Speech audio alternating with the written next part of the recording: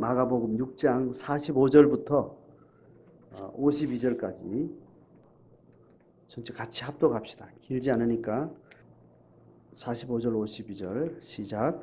예수께서 즉시 제자들을 재촉하사 자기가 무리를 보내는 동안에 배 타고 앞서 건너편 벳세다로 가게 하시고 무리를 작변하신 후에 산으로 가시니라.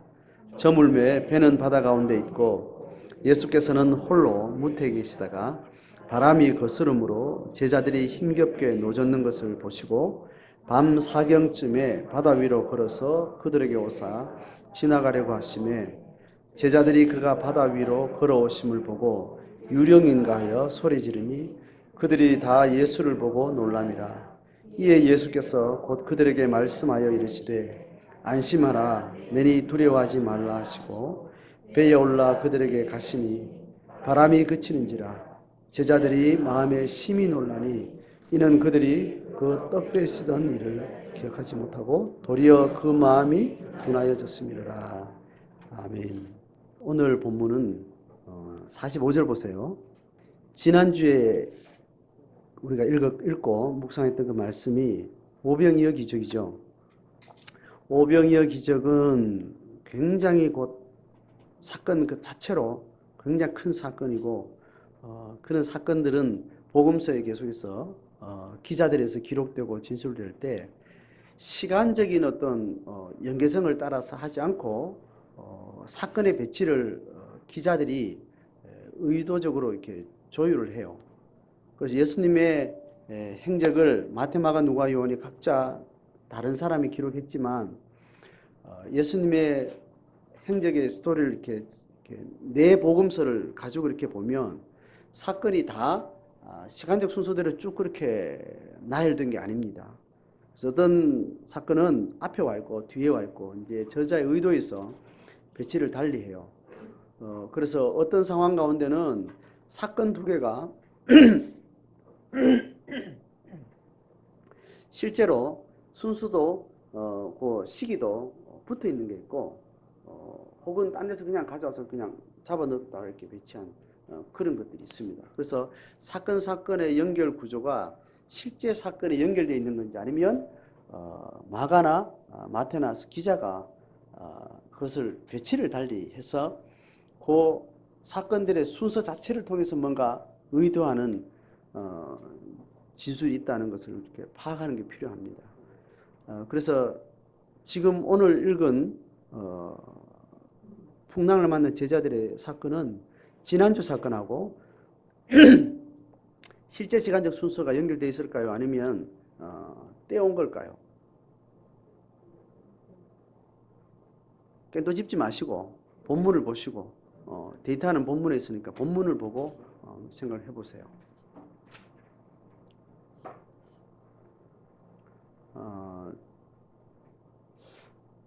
오병이어는 낮에 있었습니까? 밤에 있었습니까? 낮에 있는 일이죠. 당연히. 지금 오늘 이야기를 읽어보니까 밤이에요, 낮이에요? 밤이죠.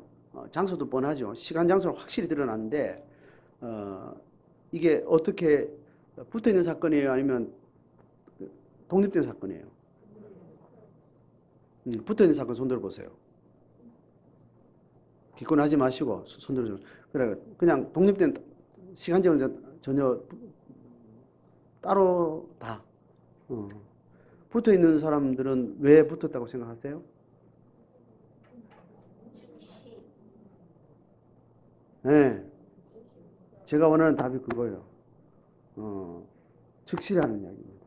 뒤에 또 하나의 근거가 있는데 떡 떼시던 일을 깨닫지 못하고 이렇게 생각하면 이거는 오병이어보다 시간적으로 떨어질 수도 있지만 반드시 뒤에 있었던 사건은 맞는 것 같아요. 그렇죠? 시간이 떨어져 있을 수도 있는 거죠. 뭐 1절에 있는 즉시라는 걸 잘 고려를 안 하면.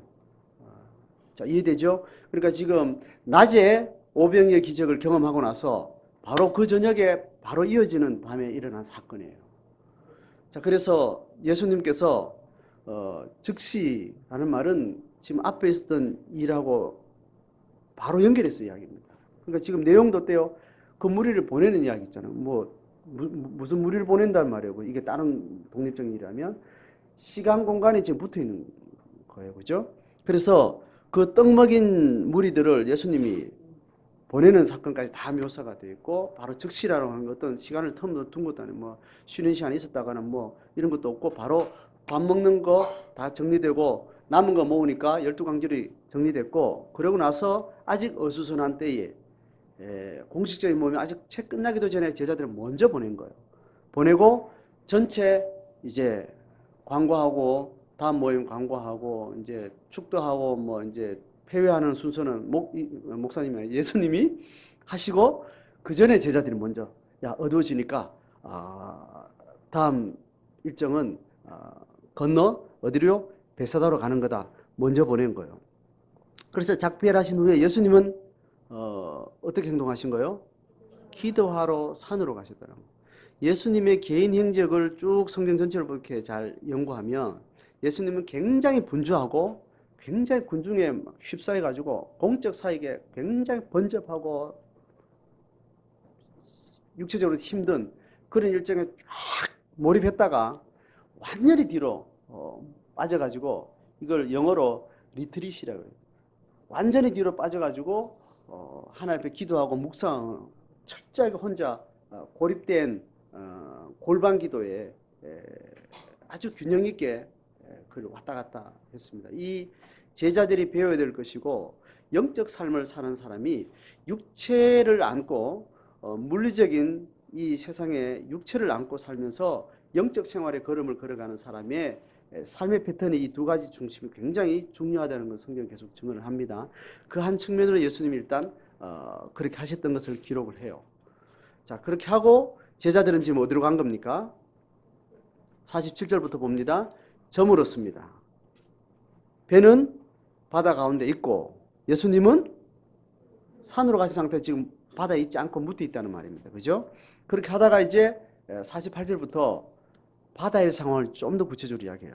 자, 어땠다고요? 바람이 거슬렀고, 그리고 제자들이 힘겹게 노젓는다. 자, 이때 배는 어떤 배냐 하면 순풍에 도달하는 돛이 있는 배입니다. 이 당시는. 그리고 모터 달린 배예요? 뭐 노젓는 배예요? 노젓는 배입니다.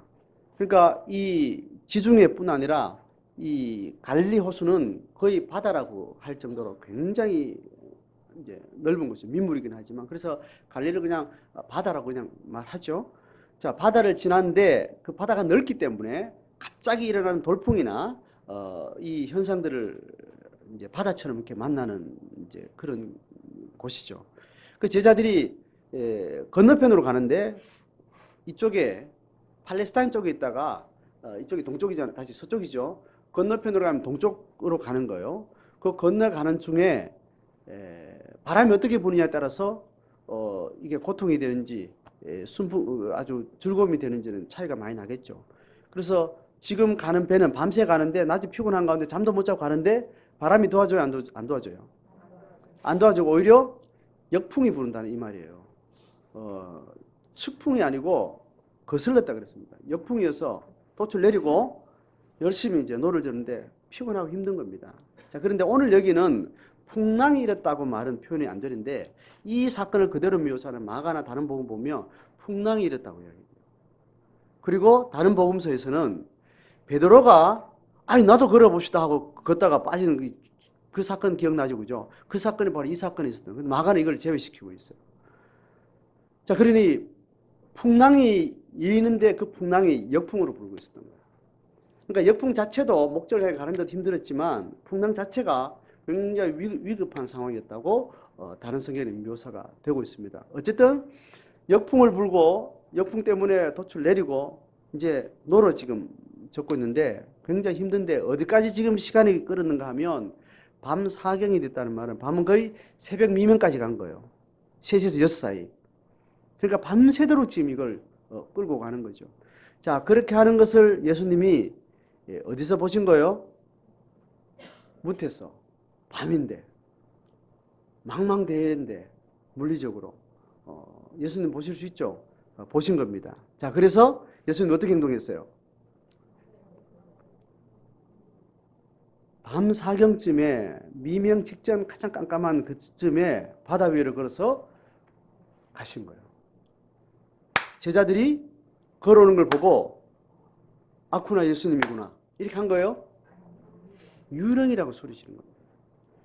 자, 그런데 그들이 가까이 왔는데 예수님을 보고 깜짝 놀랐고, 예수님이 이제 그들에게 지금 말씀하시는 뭐라고요? 안심하라, 내니 두려워하지 말라. 그리고 이제 배에 올라오신 거예요. 자, 이 풍랑이는 바다에서 제자들이 풍랑으로 인해서 고통했던 그 사건은 복음서에 두 가지로 나와요. 두 가지인데 이 사건이 다른 복음서에도 나오는데 이 사건과 유사한 형태인데 다른 상황이 또 다르게 있으니까 성경에 얘기하면 여러 개 있겠죠, 그죠? 이 두 사건이 뭐로 구분되게 기억할 수 있을까요? 제자들이 갈릴리 호수를 지나면서 풍랑 만났다는 이 사건, 이게 두 가지가 있다는 거예요. 그 차이가 뭘까요? 제자들이 배 타고 가다가 풍랑이 일어가지고 지금 이렇게 고통하는 사건들이 여러분 기억을 떠올려 보시라고. 두 가지 사건인데 오늘은 이런 사건이에요. 또 다른 사건하고 뭐가 다를까요? 배에 예수님이 있었던 사건이 있잖아요. 오늘은 있어요, 없어요? 없어요. 그것도 다 기억나죠, 그죠? 이 사건 전혀 다른 사건으로 두 가지가 이야기되는데 성경에 한 군데만 있는 거 여러 군데 같이 이렇게 있는 겁니다. 한 사건이 4개 복음서에 다 있는 사건이 있고 2개만 있는 사건이 있고 3개만 있는 사건이 있고 한 복음서 아니면 하나만 있는 것이 있고 다양하게 예수님 스토리를 연구를 하면 그렇게 다양하게 있습니다. 그래서 제자들이 함께 기자들이 다 4군데 다 기록된 사건들은 굉장히 더 중요성이 있겠죠, 그죠? 한 복음서 안에만 있는 사건들은 또 그 복음서가 그 기자가 말하려고 하는 독특성이 또 있겠죠. 어쨌든 그런 식으로 두 번의 사건이 있어요. 그러니까 예수님이 배에 함께 계셨던 사건 혹은 무태 계셨던 사건. 자, 오늘은 무태 계셨는데 제자들이 풍랑이 있는 바다를 건너가고 그 과정 가운데 풍랑을 만나고 또 예수님이 그 가운데 또 관여하는 이 3가지 축이 있습니다. 자, 이 축은 그대로 그 꽁트 자체가 의미를 가지지만 그건 그대로 영적인 의미가 그대로 은유적으로 연결되는데 제자들, 자, 세 축은 일단 제자들이에요. 그 다음에 또 한 축은 풍랑이 있는 그 상황 자체, 그리고 또 하나는 예수님. 이 세 축이 이 꽁트의 역할들을 이렇게 무게중심을 가지고 가는 거죠. 자, 이건 그대로 뭐를 비유하는가 하면 제자들은 누굴 비유할까요? 우리들이겠죠. 인생을 이야기하고 바다를 건너는 중에 풍랑 만난 사건은 뭘 비유할까요? 인생을 살아가는 사람의 모든 상황 가운데 만나는 인생의 역경, 고난, 환난 뭐 그런 거를 그대로 의미합니다. 예수님의 존재는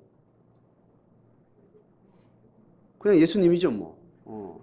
옛날이나 오늘이나 예수님, 그 당시에 예수님이나 오늘날 영으로 오신 예수님이나 하나님이라는 존재, 우리가 신앙 고백하는 그분, 이 세 축이 그대로 설명이 됩니다. 그러니까 예수님이 이 풍랑이는 바다에 고통하는 중에 예수님이 잠자고 있었다. 그리고 깨어나서 또 그걸 또 지배했다. 이제 이런 여러 가지 이제 상황들을 통해서 그대로 우리에게 일어나는 신앙의 사건들을 설명해 주는 겁니다. 신앙이 배제된 한 인간이 세상을 살려고 할 때는 이 세 축이 있어요, 두 축이 있어요. 두 축이 있어요. 인간은 자아와 타자를 인간의 정신을 이야기할 때 인간은 자기 자아와 자아 밖에 있는 모든 유형, 무형의 대상 자체를 타자라고 둬요. 그래서 인간은 주관과 객관과 상호작용 속에 인간은 살아간다고 이렇게 이야기를 하는 겁니다. 철학적인 의미로 이야기를 그렇게 설명하죠. 그러니까 하나님이 없는 상태에서 인간은 그냥 내 자신과 내 밖에 있는 모든 사건과 상황들을 만나면서 살아가는 거죠. 우리 창이 그렇게 구성되어 있습니다. 오늘 제자들은 이 하나님 없이 사는 사람이 아니고 누가 전제된 거예요? 하나님의 존재가 전제가 된 겁니다. 그 하나님은 신이 존재할 수도 있다 혹은 존재한다 객관적으로 있지 뭐 이게 아니고 그 신이 내 신이 된 그 신이 나의 신이 되고 그 신이 나의 아버지가 된 그 관계 속에서 우리의 삶을 그림을 그려주는 겁니다. 그러니까 제자들이 이제 풍랑에는 바다를 이제 겪으면서 또 노를 저으면서 힘든 거는 이제 누구의 모습을 그려준다고요? 우리 모습 그려주는 거예요. 자, 그러면 이제 오늘 이 그림을 통해서 우리 자기 자신의 상황들을 잘 이렇게 비춰보는 겁니다. 여러분, 자기 자신이 지금 이 늦은 밤에 밤새도록 역풍을 만나가지고 노젓고 있는 자기 자신을 이렇게 떠올려 보세요. 떠올려져요? 자, 떠올려 볼 때 이 판하고 내하고 좀 비슷해요? 아니면 나는 지금 못하다고 지금 쌩쌩 달리고 있어요? 아니면 나는 운 좋게 얼마 전까지는 역풍이었는데 갑자기 어떤 일로 인해서 순풍에 지금 딱 맞닥뜨려지면 쉬면서 안식하고 가고 있는지 돌아볼 수 있죠, 그죠? 잘 보세요. 근데 역풍과 순풍이 또 섞여 있기도 하고 또 이래 보니까 이렇기도 하고 저렇기도 하고 또 이럴 수도 있죠. 혹은 내 말고 어떤 누군가의 인생을 이렇게 마음에 생각해 보면 지금은 역풍을 만난 때구나. 저거 순풍인 줄 알고 지금 희희낙낙하고 있는데 좀 이따 역풍이 올 건데 지금 저기 내 눈에는 보이는데 저 못 보고 있다. 뭐 이런 게 여러 가지로 우리한테 보일 수 있겠죠. 자, 그렇다면 하나님이 우리의 주가 되시고 하나님 나에게 아버지가 되시고 자, 그 믿음의 새 축을 가지고 우리가 이 풍랑 만난 삶을 이렇게 생각해 볼 때 우리 속에 어떤 신앙의 계기들이 이렇게 일어나는지 오늘 마가는 뭔가 말하고 싶었던 것 같아요. 제자들 먼저 봅시다. 제자들이 바람이 거스름으로 노를 젓는 그 과정만 48절에 묘사되는데 나중에 뒤에 쭉 예수님과 만나 대화하는 스토리를 봐서 이 제자들이 역풍을 만나서 노 젓고 있을 때 이들의 내적 상태가 어떤지를 여기서 묘사하는 게 있어요. 어떤 안에 있는 마가가 기록한 그 언어를 보고 그들의 심정이 어땠는지 찾아보세요. 예? 한 가지예요, 두 가지예요, 세 가지예요?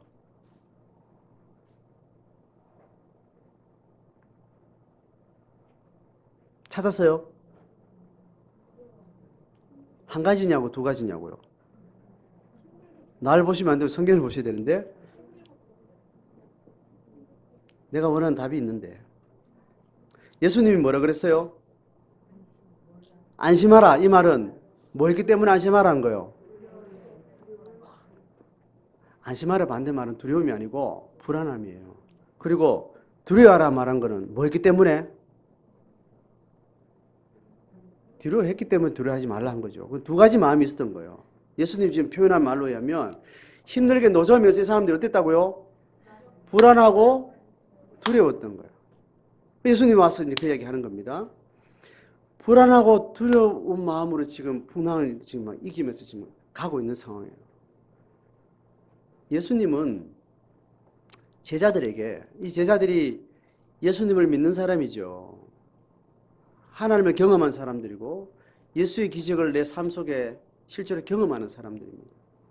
그런데 지금 풍랑을 딱 만나고 나니까 풍랑 만나 이 밤새 지나가는 동안 이들의 마음에는 뭐가요?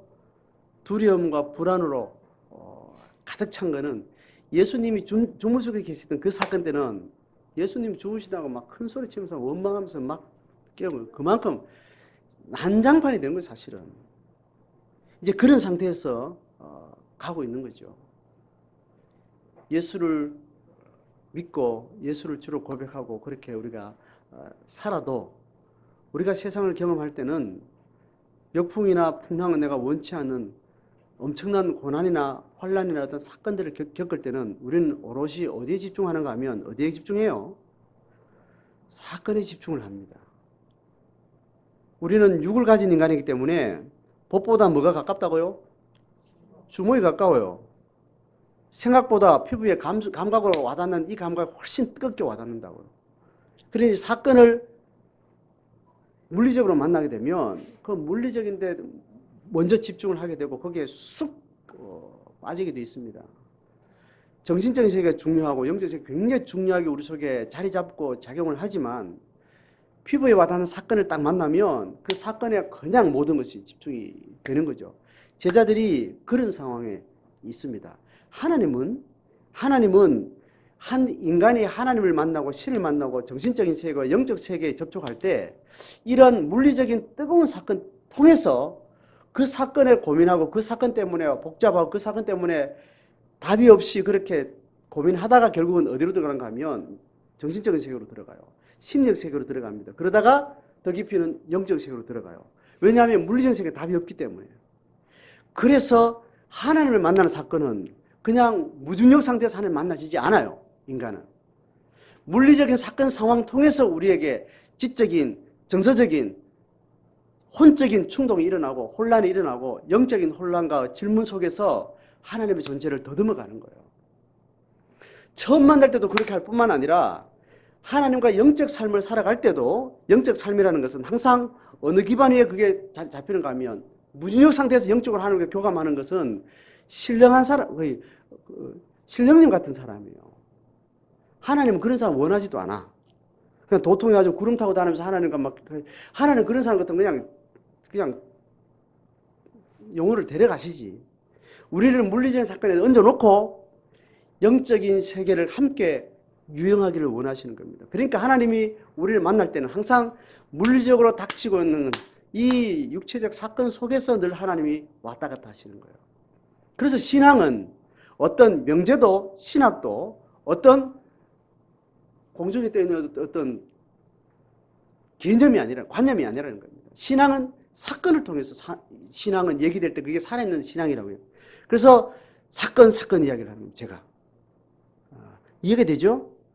여러분 지금 관념 속에 하나님을 가지고 있고 기억 속에 하나님을 가지고 있어도 그 사건을 내 것이 되었을 때는 다 사건을 통해서 만나요. 현장은 물리적인 사건과 내 몸에 와닿는 많은 환경을 통해서 하나님을 만나고 접수를 한 거예요. 그러다 환경을 배제하고 머릿속에만 딱 하나님 놓고 있을 때는 그때부터 신앙이 비뚤어지기 시작해요. 관념에 들어있어요.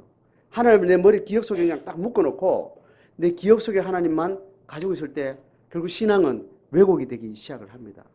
자, 그런데 예수님이 그런 방식으로 예수님과 주무시다가 제자들을 만나고 무태 계시다가 제자를 만나러 오시는 거예요. 성령이 우리 안에 영원히 계시다라는 그 표현은 언제나 하나님 부르면 우리가 하나님 앞에 나갈 수 있고 언제나 하나님 내 모든 것을 다 알고 계시고 그 하나님 우리가 신뢰하도록 요구하는 것, 우리가 실제로 하나님과 영원히 함께 한다는 그 속에 실제로 우리의 삶이 된다는 것은 그런 방식으로가 아닌 방식이에요. 자, 그래서 예수님은 이런 식으로 우리가 풍랑을 만나가지고 사경을 헤매고 있고 노젓고 애쓰고 수고할 때 그때 무태서 우리를 만나러 오시는 거예요. 읽어가지고 하나님 우리 삶 속에 개입해 들어오신다고 설명을 해요. 그렇죠? 어느 날 내가 하나님 없이 살다가 하나님 내 삶에 성큼 훅 들어오신 거예요. 이제 사건을 지나고 나니까 그렇다는 거죠. 어느 날 어떤 사건을 만나기 전에 내가 어떤 일들을 지나기 전에 전혀 하나님 없이 그냥 내 혼자 풍랑을 상대하고 이 두 축만 가지고 살다가 어느 날 쑥 끼어들어 들어오신 거예요. 그래서 이 둘만 있는 게 아니다. 네 혼자 있는 게 아니다.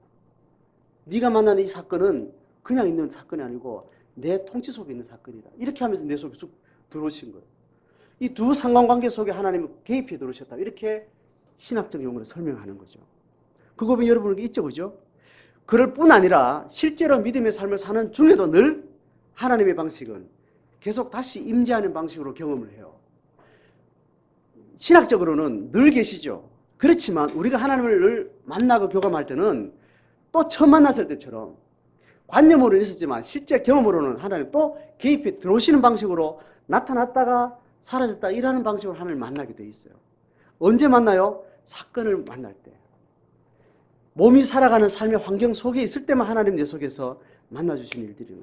예수님은 그렇게 우리에게 찾아오시는 거죠. 여러분 지금 제가 질문을 하면 한 주간 동안 예수님과 성령님과 함께 지냈지요? 그죠? 그 사실이죠. 신학적으로 문제 없어요. 근데 진짜 함께 지내지 내가 다시 캐물어 봐서 따져봐야 되긴 하지만 그게 사실이라 치자. 여러분이 주님과 함께 했을 거예요. 그런데 우리가 어떤 경험을 하는가 하면 그렇게 믿고 큐티도 하고 기도도 하고 그냥 하나님과 함께 한다는 큐티 생활을 하는 내 삶의 주인은 하나님 이렇게 살았는데 어느 날 예배 때 왔는데 찬양을 딱 하는데 어떤 느낌이 들어요? 내가 일주일 동안 고민하고 생각하는 많은 사건 속에 쭉 빠져 있다가 예배 공간에 딱 들어와서 오로지 하나님만 생각하고 내 모든 삶의 긴장을 놓고 찬양의 가사에 딱 돌입하는 순간 이 주님이 한 주간 동안 너무 멀리 있었다는 생각이 확 드는 때가 있어요. 그런 순간에 딱 들을 때 반가워서 울컥하고 눈물도 나고 생각의 새로운 전환들이 일어나고 그런 사건이 일어나는 거죠. 그러니까 내가 하나님과 함께 있다는 사건들이 실제로 사건이긴 하지만 우리의 심의 마음의 깊이라는 것은 하나님이 언제나 숨어있다가 들어왔다 이런 방식으로 속에 작용을 해요. 그러니까 우리가 하나님을 만난 사건들은 처음 내가 하나님을 모르다가 하나님을 만나는 것처럼 훅 들어오시는 거야. 그리고 딱 돌아보면 내가 하나님을 밀어놓고 있었네, 등 돌리고 있었네, 무시하고 있었네, 뭐 그런 식으로 다시 자기가 성찰이 이루어지는 거죠. 그렇게 예수님은 이렇게 무대 계시다가 특히 산에 계시다가 하나님 임재하는 곳이 산이죠. 계시다가 이렇게 우리 고난 중에 이렇게 들어오시는 거예요. 그래서 큰 사건을 만나면서 새롭게 만나는 거예요, 하나님을. 그렇게 만나면서 어제까지 내가 하나님을 고백하고 찬양도 했는데 이 사건을 만나면서 이렇게 놀라고 나서는 하나님이 또 다른 코드로, 또 다른 축으로, 또 다른 농도로 만나지게 되는 거죠. 그렇게 하나님 우리 가운데 만나주는데 이 만나는 상황 가운데 제자들이 어땠는가 하면 어땠다고요? 불안하고 두려웠댔습니다. 불안하고 두려웠는데 예수님이 오셔가지고 안심하라, 내니 두려워하지 말라. 자, 여기서 번역을 했는 우리 한글로 내니라는 말이네요. 내니라는 말은 뒤하고 연결했으니까 문장이 그죠? 안심하라, 내니 두려워하지 말라고 두 문장 연결되어 있죠, 그죠? 그러니까 명령 동사 두 연결되어 있는데 안심하라고 끝나고 이렇게 쓰면 내니라는 걸 나다라고 이야기하는 겁니다, 그죠? 그러니까 이게 헬라어로 나라 이게 내니라고 말했는 이 언어를 에고 에임이라고 해요. 여러분 에고 알죠? 에고. 에고라는 말은 영어에도 에고가 있어요. 영어 에고라는 어원은 헬라어를 뿌리로 둔 언어가 되는 거예요. 그래서 헬라어도 에고라고 그래요. 나를 이야기할 때. 1인칭 대명사가 에고예요. 에이미는 비동사예요. 나는 이다라는. 이게 지금 헬라어도 영어도 같은 어순을 가지고 있거든요. 자, 그렇게 돼서 에고 의미를 그냥 나다 이렇게 말하는 거죠. 근데 이게 문법상으로는 그냥 나는 나다. I am, here I am. 영어로 here I am. 나 여기 왔어요. 심부름 갔다가, 놀러 갔다가, 학교 갔다가, 엄마한테 here I am 하면 I am 이렇게 말하면 나는 이다라는 말로 그냥 쓰지만 그냥 보통 이때 나 여기 있다라는 말이에요. 그죠? 이제 그 말하고 똑같은 거예요. 근데 이게 히브리어로 같은 이제 표현들이 있습니다. 그런데 이 하나님이 사람이 내다 이렇게 말하는 거하고 다르게 하나님이 성경의 계시 가운데 나다라고 이렇게 표현한 몇 가지 중요한 지점이 있는데 거기서는 하나님이 히브리어는 주보 적혀 있죠?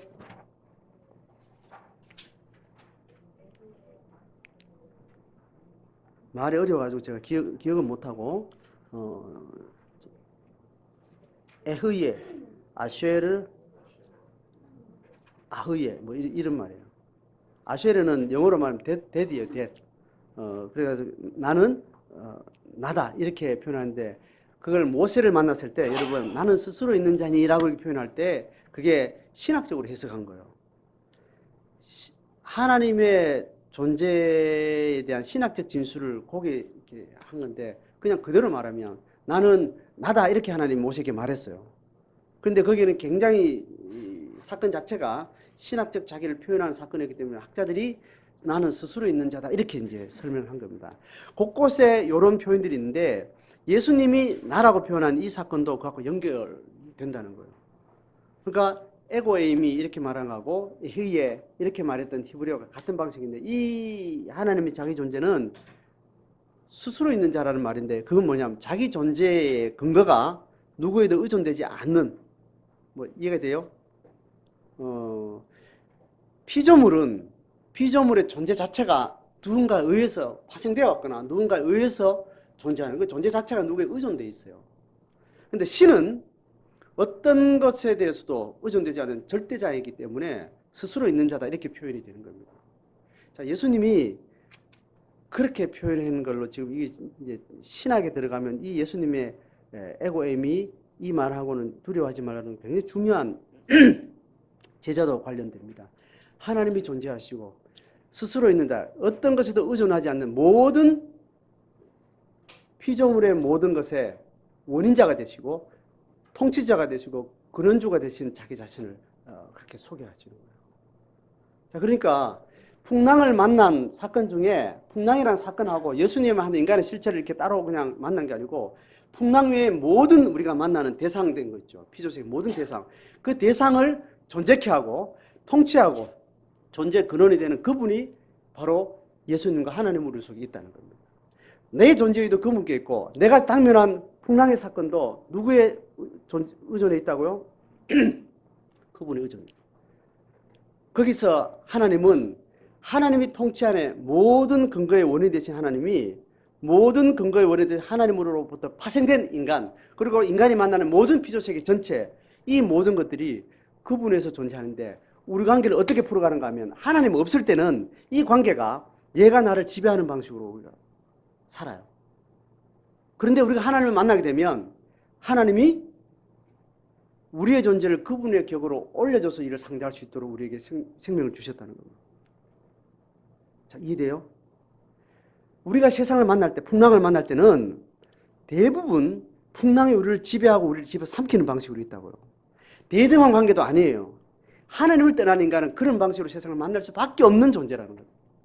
그런데 여기에 하나님을 우리가 만나게 되면 어차피 하나님이 원인자가 되고 원인자에서 존재하는 세상이나 원인자에서 존재하는 나나 대등한 관계일 수 있겠죠. 그런데 생명이라는 이유로 하나님 형상으로 지음받은 피조물이라는 이유로 하나님을 만난 순간은 우리는 이 관계를 하나님의 위치에서 경험할 수 있도록 살아낼 수 있도록 우리를 복을 주셨다는 겁니다.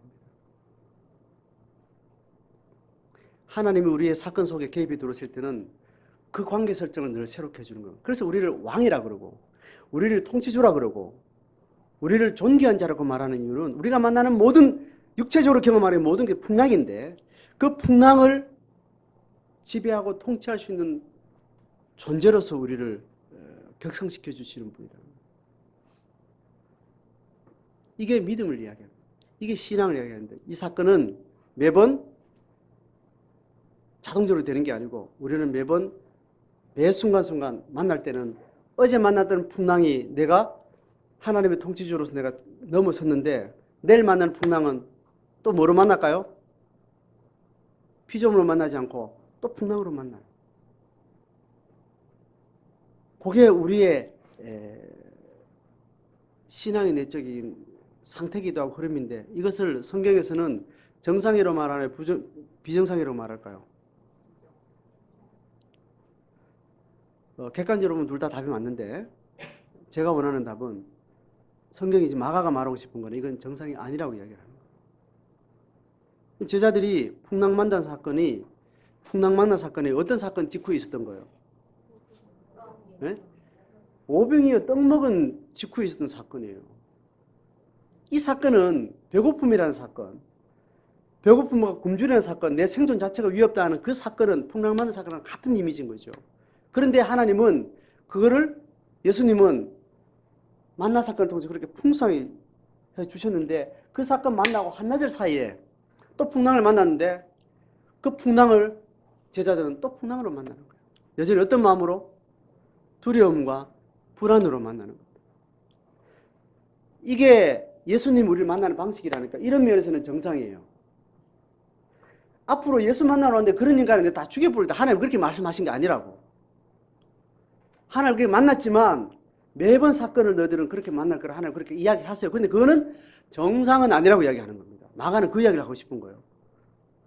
그래서 안심하나 두려워하지 말라 하시고 이제 올라왔는데 51절에 이렇게 이것에 대해서 이 안심하라 두려워하지 말라 사건은 낮에 오병이어를 통해서 이들이 경험해서 안 했어요. 했어. 했는데 예수님이 또 같은 방식으로 만나줬잖아요. 그런데 제자들 보세요. 51절을 같이 읽어봅니다. 시작. 배에 올라 그들에게 가시니 바람이 그쳤어요. 제자들이 어떻게 해요? 마음에 심히 놀랐다 그래요. 자, 여기까지만 기록했으면 제자들의 본 마음이 정확하게 파악이 안 돼요. 놀랄 수 있죠. 어이 깜짝이야. 유령인 줄 알았는데 아우 온다 하고 오시죠. 뭐 이렇게 이제 심히 놀랐단 말을 객관적으로 그냥 심히 놀랐다고 그냥 특별한 방향 없이 이해될 수 있는데 심히 놀랐다는 것이 정상이 아니라고 지금 마가는 한 줄 더 주는 거예요. 이는 해가지고 왜요? 뭘 지금 지적해요? 같이 읽습니다. 52절 시작. 이는 그들이 그 떡대던 일을 깨닫지 못하고 도리어 마음이 둔해졌다는 겁니다. 자, 전체가 이제 보이죠? 마음이 둔해진 것이 앞으로 모든 제자가 그렇게 될 거는 하나님 알고 있는데 그 정상은 아니라는 거예요. 너희들이 떡 먹었던 그 일을 기억했으면 풍랑 만났을 때 멘탈이 기전까지 망가지지 않았다고 이야기하는 거예요. 어떻기 때문에? 마음이 둔해진 겁니다. 사람은 그렇다는 거지.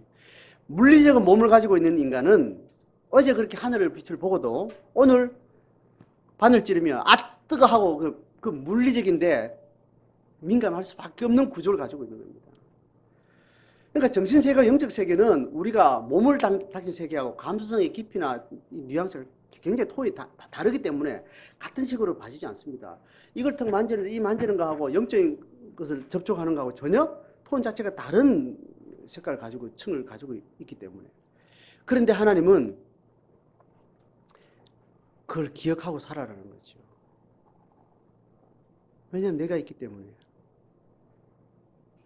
보세요. 제자들이 이제 예수님 만나는 과정을 다시 한번 제가 이제 설명합니다. 자, 48절 다시 올라가 보세요. 읽습니다. 시작. 바람이 거스름으로 제자들이 힘겹게 노젓는 것을 예수님 봤어요. 자, 얘들 막 힘겹게 막 노젓고 막 난리 났어. 막 죽겠다 그러고 막 빠져 죽는다 그러고. 이제 막 난리 난 상태에서 예수님이 이렇게 오니까 뭔가 희뿌연 게 지금 오겠죠, 그죠? 뭔가 희뿌연 게 지금 보이는데 막 움직이는 게 막 가까이 오고 이러니까 제자들이 뭐라고 그런 거예요? 보고 나서는 뭐라고 소리친 거예요? 유령이라고 소리친 겁니다. 제자들이 예수님의 실체를 그죠? 망막으로 시각으로 실제로 물리적으로 이렇게 봤을 때 예수님을 유령이라고 한 겁니다. 요때 요 시점을 좀 잘 집중하세요. 예수님을 막 보고 할 때 제자들이 눈으로는 물리적인 눈으로는 예수님을 보고 있었지만 온몸으로는 지금 뭘 보고 있는 거예요? 예? 잘 안 들린대. 내 의도를 전혀 잘 모르겠습니다. 망막에는 지금 예수님이 지금 들어오고 있는데 온 몸으로 말이야. 온 몸으로 지금 심정으로 지금 막 이걸 지금 뭘 보고 있어요 지금? 풍랑을 보고 있는 거야 지금. 눈으로는 그걸 보고 있는데 풍랑을 그 실제는 보고 있는 그 망막에 들어온 그 실체 누군데?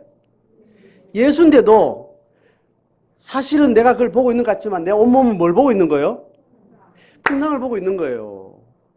그럴 동안은 예수님조차도 뭐로 인식되는 거예요? 유령을 보는 거예요. 유령과 풍랑은 같은 종이에요. 그죠? 유령은 인간이 만든 가상의 존재인데 이 유령이나 귀신은 인간의 두려움의 가장 근원적인 주권자라고 인식하고 있는 존재잖아요. 그러니까 온몸으로 지금 풍랑을 보고 있는 동안은 뭘 봐도 풍랑밖에 안 보이는 거지. 그러니까 살아있는 게 오니까 이 풍랑을 만드신 유령이 오시는가 보다 하고 두려움을 더 격화시키는 방식으로 오는 거예요. 여러분 실제로 풍랑을 보고 있을 동안은 뭘 봐도 뭐로 보인다?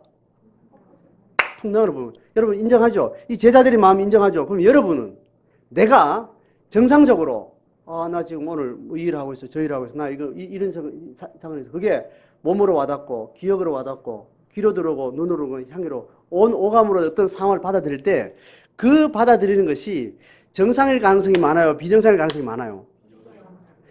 인정합니까? 이론적으로 일단 인정하죠. 여러분의 사건 속에 들어갔을 때 인정할 수 있어야 돼요. 물리적인 세계만 놓고 살 때는 그 데이터가 정확할 수 있어요. 그런데 우리는 물리적 세계나 혼적 세계나 영적 세계 중에 어디를 기반으로 살아요?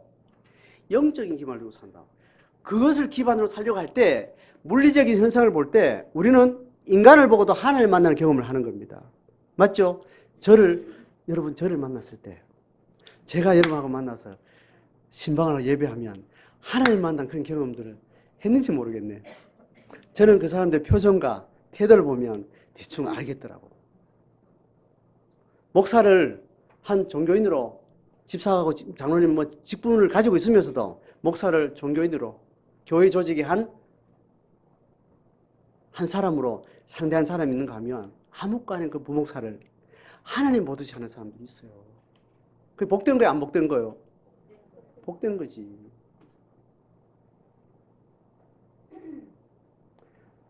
사건을 만날 때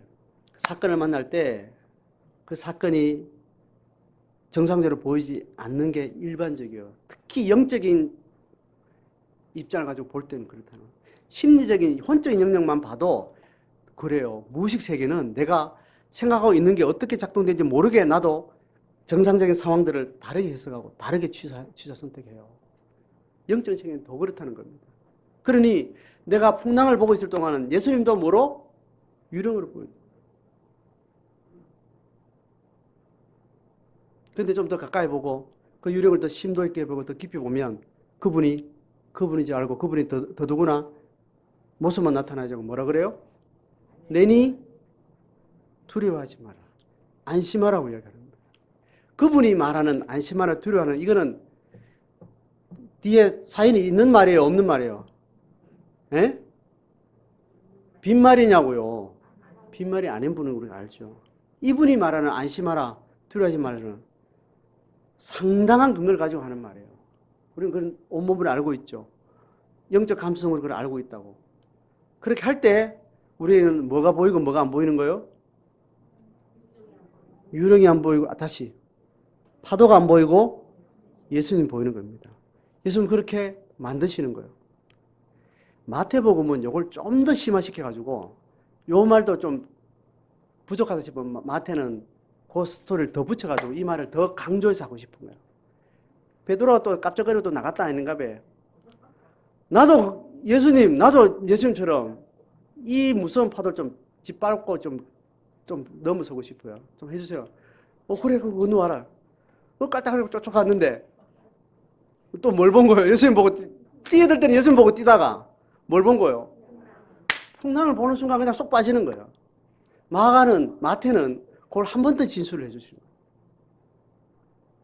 우리가 살아가는 객관적으로 데이터를 가지고 충분히 고려해서 객관성을 가지고 있는 사실을 보고 있지만 영적으로는 전혀 다른 상태에 가 있는 거는 나도 모르게 그렇게 되는 겁니다. 이걸 내가 그렇게 의도적으로 해요? 하나님 그렇게 해요? 뭐 누가 이렇게 만들어요? 예? 사단이 이걸 의도적으로 계략적으로 치밀하게 사단은 그렇게 한다는 거예요. 성경이 그걸 말하고 있어요? 안 있어요? 말하고 있어요. 그래서 하나님이 인간은 그렇다고 이야기하고 그럴 수밖에 없는 영적 상태에 지금 있다는 거예요. 삼경륜이 끝나기 전까지는 사탄의 존재가 우리를 그렇게 기만한다고 성경은 계속 강조하고 있는 거예요. 그래서 우리 보고 뭐라고 하는 거예요?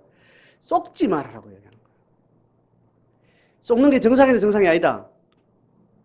이제는 50% 50%예요. 정상이라 말해도 되고 정상이 안 해도 말해도 되는 거예요. 하나님 알고 있어요? 모르고 있어요? 알고 있어. 근데 거기에 하나님 허용 안 하는 거예요. 그렇지 않다. 그래서 속지 말아라 이야기하고 또 자던 사람이 깨 있으라 그러고 성경은 계속 이야기를 하고 있는 겁니다. 그러니까 우리가 파도 보고 놀라는 것 가지고 놀랄 필요 있어요? 없어요? 필요는 없어. 그런데 그 자리에 머물 필요는 없는 거예요. 깨어서 다시 주목해서 예수님을 주목해서 보고 예수님의 음성이 들을 때까지 예수님이 언제 있었던 사건? 바로 한나절 전에 있었던 사건.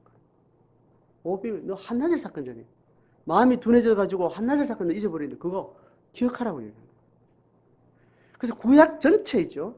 구약 전체 이스라엘 백성들이 한 인성으로 보고 긴 수백 년, 수천 년 동안 그들의 역사 속에 한 인간의 내면성은 그 유사하게 이스라엘 공동체가 그렇게 하나님 앞에 영적 흐름을 타잖아, 그죠? 그때 선지자들이 계속 말하는 게 뭐예요? 기억하라고. 기억하라고. 시가서에도 계속 기억하라고. 이스라엘이 영적 실패할 때마다 뭐 여러 가지 많은 말을 하지만 회복의 기점에서 몰려가 기억해라고요. 너 그럴 수 있다. 우상은 널 우리를 엄습하고 속일 수 있다. 그런데 그렇게 머물러 있는 걸 하는 뜻이 아니지 않냐. 그것이 너의 축복이 아니지 않냐. 기억해라. 어디를 기억하는 거예요? 이스라엘 역사 속에는 항상 어디를 기억했다는 거예요? 출애굽의 원역사에 하나님의 국가가 탄생하던 하나님의 통치를 공적으로 선언했던 그 시내산 언약의 그 시점으로 다시 돌아가서 기억해라. 그때 홍해 사건 기억하지. 10가지 재앙 사건 기억하지. 맏아들 사건 기억하지. 6월절 사건 기억하지. 그 사건 기억하고 내니 두려워하지 말고 우상을 버려도 된다. 이스라엘 역사 전체는 그 이야기예요, 사실은. 신학의 사건도 똑같은 패턴으로 다시 우리에게 말하는. 내니 두려워하지 말고. 유령으로 보이는 것이 유령이 실제는 아니라는 거예요. 우리 적어도 의심을 해볼 수 있을 거예요. 그래서 우리는 기억하라는 사건 앞에 우리는 계속해서 가주지 않으면 우리가 영적 일관성 있는 삶을 살 수가 없습니다. 당연히 설명되죠. 나 어제 이 사건 때문에 이래서 나 이렇게 말했어. 당연히 누가 무슨 말할까 나도 그 말했어. 그 말할 수 있지만 그게 정상이 아니라는 거예요. 기억하는 자리에 돌아가면 누가 그 말했다고 해서 내가 그 대꾸를 한 것이 이게 제정신이 아닌 게 나중에 기억하라는 사건 속에 다시 원점에서 다시 돌아보면 내가 왜 그 말했던가. 내가 그 사건 앞에 그렇게 반응하는 건 그건 아니었네. 이게 보여지는 거죠. 그 떡 빼시던 일을 깨닫지 못하고 도리어 마음이 둔해지는 우리의 내적인 이 메커니즘을 우리는 잘 새기면서 지금 여러분 마음 가운데 있는 풍랑만난 제자들처럼 여러분 혼을 빼놓고 정신을 멍 때리게 만들고 한 번씩 솟구치면 감정이 격해지고 갑자기 우울해지거나 갑자기 화가 나고 그런 일들이 우리의 삶을 계속 언뜻 퉁치고 지나갈 때마다 우리가 이것을 어떻게 극복해야 되는 거예요? 기억하는 방식으로 하나님 앞에 예수님이 건너 들어오실 때, 개입이 들어오실 때 원인자가 모든 존재의 원인자가 하나님이시고 그분의 통치 속에 내가 존귀한 자로 부름받은 것에 대해서 우리가 다시 새롭게 기억하면서 주님의 내니 두려워하지 말라. 그 위로가 우리의 위로가 되고 새로운 신앙의 고백과 간증이 되는 줄 믿습니다. 찬양하고 다시 기도할 때 여러분 속에 여러분 들어야 될 내니 두려워하지 말라. 안심하라. 여러분 사건은 어떤 사건인지 여러분 떠올리시고 그걸 주목하면서 입술로 하나님 앞에 고백하면 좋겠습니다. 하나님, 이 풍랑 만난 사건이 나를 계속해서 계속해서 지배하고 잊어볼 만하면 또 생각나고 정리됐다 싶은데 또다시 누가 건드려가 또 생각나고 이 풍랑 사건을 주님을 찾아오셔서 주님의 위로의 말 속에 내가 승리하길 원합니다. 좀 올려드리시면 좋겠습니다.